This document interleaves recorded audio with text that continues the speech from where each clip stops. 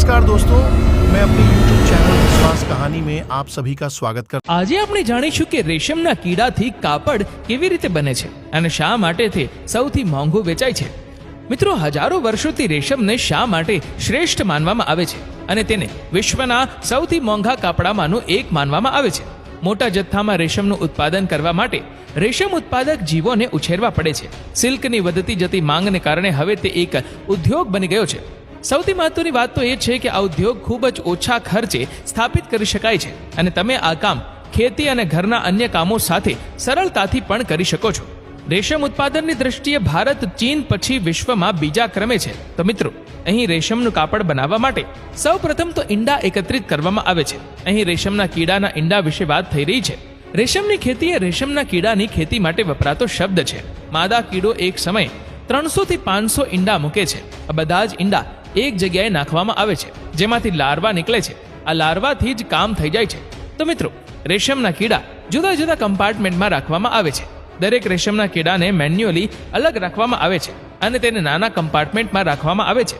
આ કમ્પાર્ટમેન્ટમાં શેતુરના પાંદડા પણ હોય છે। રેશમના કીડા આ પાંદડા ખાય છે અને 3 ઇંચ જેટલા લાંબા થઈ જાય છે। જ્યારે તેઓ ખાવાનું બંધ કરે છે ત્યારે તેઓ તેમના કોકૂન બનાવવાનું શરૂ કરે છે। આ સમગ્ર પ્રક્રિયામાં 3 થી 8 દિવસનો સમય લાગે છે। અને હા મિત્રો, આ કીડો માત્ર ને માત્ર 2 થી 3 દિવસ જ જીવે છે અને કેટલાક લોકો આ વાયરલ વિડીયો જોયા બાદ જંતુઓને ન મારવાની સલાહ પણ આપી રહ્યા છે, પરંતુ તેઓ જાણતા નથી કે રેશમના કીડાનું આયુષ્ય 2 થી 3 દિવસનું જ હોય છે। તે દરરોજ 200 થી 300 ઈંડા મૂકવાની ક્ષમતા ધરાવે છે અને 10 દિવસમાં ઈંડામાંથી લાર્વા બહાર પણ આવવા લાગે છે અને લાર્વા તેના મોંમાંથી પ્રવાહી પ્રોટીન સ્ત્રાવ કરે છે।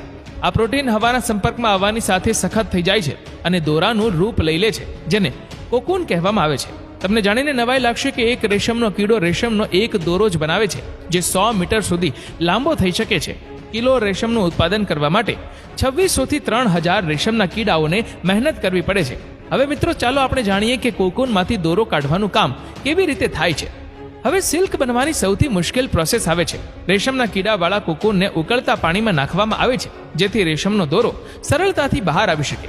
આ પ્રોસેસ જો તાપમાન થોડું વધારે હશે તો રેશમના દોરાને નુકસાન થશે। અહીં દોરાને વારંવાર ધોવામાં આવે છે, જેથી તેનો કુદરતી ગમ નીકળી જાય છે। આ પછી દોરાને વીંટવામાં આવે છે અને આ પ્રક્રિયામાં ઘણા કલાકો લાગે છે। અને મિત્રો, આની પછી રેશમને રંગ આપવામાં આવે છે। હવે દોરાને બ્લીચ કર્યા પછી સૂકવવામાં આવે છે અને પછી તેને રંગવાનું કામ શરૂ થાય છે।